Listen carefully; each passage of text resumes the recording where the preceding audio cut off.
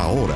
Bien, vamos de inmediato con el ministro del Interior, Víctor Pérez. Está hablando en esta pauta donde las autoridades se están preparando también para el plebiscito. Revisamos lo que está diciendo. Para que las personas que vengan a votar establecimientos y en los establecimientos de toda de nuestra capital y de todo el país va a haber seguridad, va a estar las medidas sanitarias adecuadas, va a ser participativo, va a ser transparente y por lo tanto todos los chilenos y chilenas este domingo vamos a resolver nuestras controversias, vamos a asumir nuestros anhelos para cuál es el camino de la patria, cuál es el camino del país en los próximos años. Y eso se hace a través de mecanismos democráticos. Y ese mecanismo democrático, la participación ciudadana, va a ser la respuesta a la violencia. La violencia lo único que trae es destrucción, lo único que trae son temores, son incertidumbres y el terror y la preocupación de la gente. La democracia, a través de la participación ciudadana, es el que muestra un camino de paz. Y ese camino de paz creo que todos los chilenos lo asumimos. La gran mayoría de los chilenos, la gran mayoría de nuestros hogares ha estado en paz y tranquilidad en el último tiempo. Una minoría violenta que quiere destruir al país, que quiere destruir la democracia, no va a alterar la decisión de los chilenos de caminar por la senda de la participación y por la senda de los procesos democráticos, que es donde se resuelven esas diferencias, donde se conquistan los anhelos. Por lo tanto, agradecer muy sinceramente a todos a quienes han contribuido a que en esta comuna esto sea cada vez más fuerte, que sea cada vez más importante y sustantivo.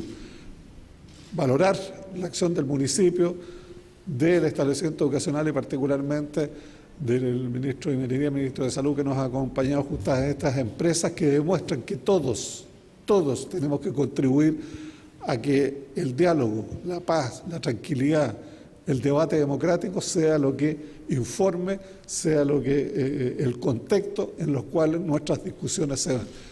La democracia, la paz, enfrenta la violencia y este domingo creo que estamos seguros que la democracia, la tranquilidad, el diálogo va a derrotar a la violencia una vez más. Ministro Pérez, buenos días. Buenos días.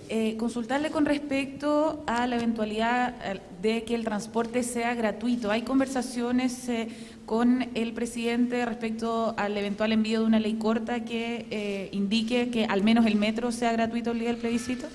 Bueno, han hecho diversos actores políticos una solicitud, el presidente está evaluando, pero desde ya les quiero decir que todo lo que es el transporte rural tiene una glosa presupuestaria, todos los adultos mayores tienen tarifa rebajada a través de todo un programa que ha llevado al gobierno en el último tiempo. Todas las licitaciones de transporte también van a tener una rebaja y por lo tanto lo que queda resolver, tal como usted lo señala, son aspectos puntuales que esperamos tener alguna respuesta. El contexto económico, el contexto presupuestario es complejo y difícil, particularmente para el metro, que ha tenido que reconstruir más de 125 estaciones destruidas por la violencia y eso significa un gran costo que sin duda no podemos dejar de mirar en una situación como esta, pero estamos haciendo todos los esfuerzos para que la ciudadanía tenga las facilidades para esta votación. Es más, ayer anunciamos la modificación del toque de queda, que es un aporte, digamos, a la movilidad y a la circulación de las personas. Como ustedes saben, el día domingo el toque de queda se amplió a las 4 de la mañana, se anticipó a las 4 de la mañana y va a concluir el día lunes 26 a la 1 de la mañana. Ahí va a empezar a regir nuevamente el toque de queda y es una demostración clara del esfuerzo que estamos haciendo para que la gente venga a votar. Ministro, ¿hay una planificación distinta en términos de seguridad para los colegios de este proceso de votación, a diferencia de otros procesos eleccionarios en el país, entendiendo que el propio presidente ha señalado que hay grupos que pretenden boicotear este proceso eleccionario? ¿Eso los ha llamado a hacer un proceso distinto en términos de seguridad para las personas? Todas las normas de seguridad de los actos electorales están establecidas en la ley electoral. Aquí no ha habido ninguna modificación de la ley electoral que nos rige por mucho tiempo y por lo tanto en algunas horas más, en algunos días más, el viernes, por ejemplo, este establecimiento educacional va a ser entregado a las Fuerzas Armadas, que son las que garantizan el interior de los establecimientos educacionales para que este se desarrolle sin ningún efecto. El orden público afuera está entregado a las fuerzas policiales y no hay duda de que para el gobierno, para el presidente, para el Ministerio del Interior, el orden público es una prioridad, porque todas las medidas que se tomen son para garantizarle a las personas que pueden venir a votar tranquilamente. Nuestro deber es a la gente que hoy día nos está viendo, nos está escuchando, que está en sus casas, que está en su trabajo, que a lo mejor está preguntando si va a poder con tranquilidad venir a los establecimientos educacionales. Nosotros le decimos que estamos tomando todas y cada una de las medidas y usted va a ver que va a haber tranquilidad en las calles, seguridad al interior de los establecimientos educacionales para que pueda venir a votar sin ningún riesgo y sin ningún temor. Ministro, buenos días. En este mismo sentido también desde el punto de vista de la seguridad, con respecto a las comisarías, además, bueno, anoche también hubo nuevamente ataque a una comisaría en Renca. Preguntarle con respecto a eso y además a la seguridad que va a haber el fin de semana con respecto a eventuales manifestaciones y ataques a cuarteles policiales. ¿Hay una seguridad especial también? Dos respuestas a su pregunta. Indudablemente la demostración del ataque ayer a la comisaría de Renca es que hay grupos que no entienden que a través de la violencia lo único que generan es terror e incertidumbre. La violencia es el talón de Aquiles que puede tener el país y por lo tanto lo estamos enfrentando con mucho rigor al respecto, pero hacemos un llamado a condenar a estos hechos todos. Y por eso nosotros decimos que la respuesta que dé la ciudadanía mayoritariamente el domingo va a ser la gran derrota que tiene la violencia. Todos en Chile debemos condenar la violencia, venga donde venga y que se desarrolle. Por lo tanto, eso hay absoluta claridad en el gobierno. Tomaremos todas las medidas, pero las organizaciones políticas, religiosas, de todo tipo, deben condenar sin ambague la violencia para que queden reducidas a grupos minoritarios que podamos enfrentar y llevar a los tribunales y ser sancionados. En segundo lugar, la ley electoral es muy estricta en esta materia. El viernes y sábado no pueden haber manifestaciones de ninguna naturaleza. Por ejemplo, no va a haber espectáculo, no puede haber fútbol, nada masivo, porque la ley electoral así lo dice, no por ahora, sino que por siempre. Y posteriormente al resultado electoral, quien quiera manifestarse, quien quiera celebrar o hacer cualquier manifestación de carácter político, no va a tener ninguna dificultad si lo hace dentro de los cánones que la propia ley establece, que es solicitar las autorizaciones y las va a tener. Así que esperamos, reitero, que el día domingo sea una fiesta de la democracia y la derrota de la violencia por parte de millones de chilenos que concurren a votar. Ministro, preguntarle, ¿cree que fue un error por parte de las autoridades de gobierno, por supuesto, considerar este informe que elaboró la Dirección de Inteligencia del Ejército respecto de quienes estarían detrás de los primeros hechos de violencia en el estallido social? Este informe, elaborado por la DINE, indicaba que hubo un batallón de 600 agentes clandestinos que habían ingresado a Chile para llevar a cabo operaciones de insurrección, lo cual después quedó demostrado por otros informes que, en definitiva, eso no fue así. Los informes de inteligencia, en primer lugar, son secretos. En segundo lugar, son insumos para las decisiones de la autoridad. Y por lo tanto, la autoridad tomó decisiones con respecto a un número importante de documentos e informes, no solamente ese, y yo no considero que se haya constituido un error, porque ese no fue el único informe que el gobierno tuvo en cuenta. No hay duda de que hace un año estábamos viviendo una situación exacerbada de violencia y que no estábamos acostumbrados, inusitada violencia, que nadie estaba preparado, al igual como no estábamos preparados para enfrentar la pandemia, y muchas instituciones hicieron informes, pero al final el camino que tomó el presidente de la República fue el acuerdo con todas las fuerzas políticas representadas en el Parlamento el 15 de noviembre, que el camino era la democracia, que el camino era el diálogo y que hoy día estamos a 4 días de un evento significativo de esa resolución presidencial que, reitero, fue el 15 de noviembre,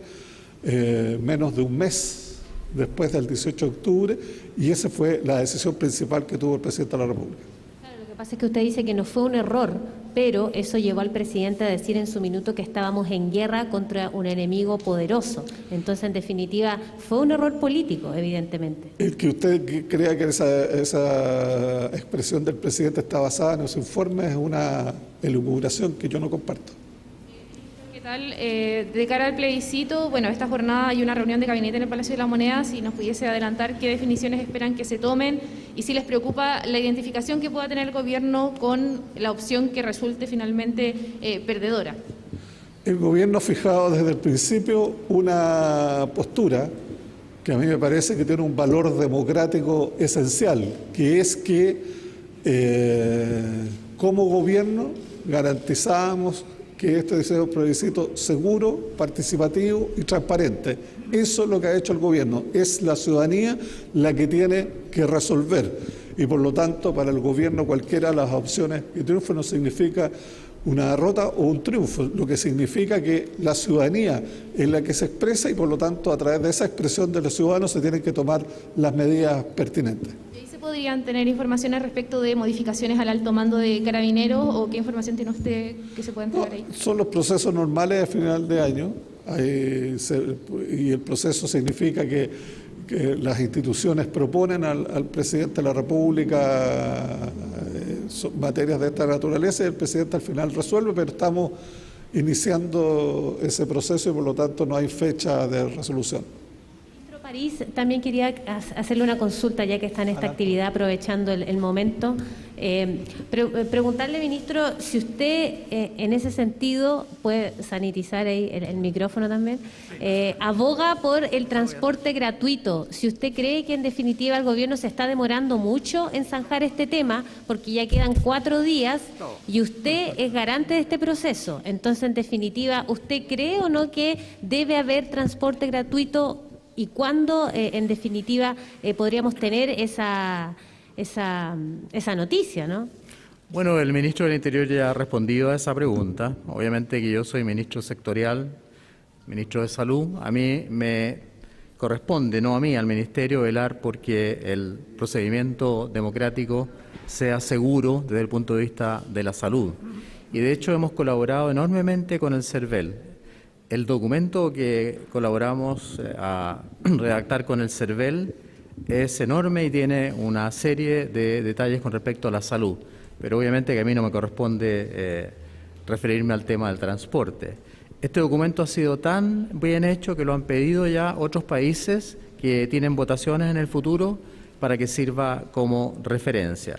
Idealmente, lo que yo puedo decir es que en el transporte se mantenga los temas sanitarios, el uso de mascarilla, el distanciamiento, si pueden ir con elementos, por ejemplo, que tengan nanopartículas de cobre, usarlas en el transporte, mantener la separación de los asientos, o sea, contribuir a que no se disemine el virus.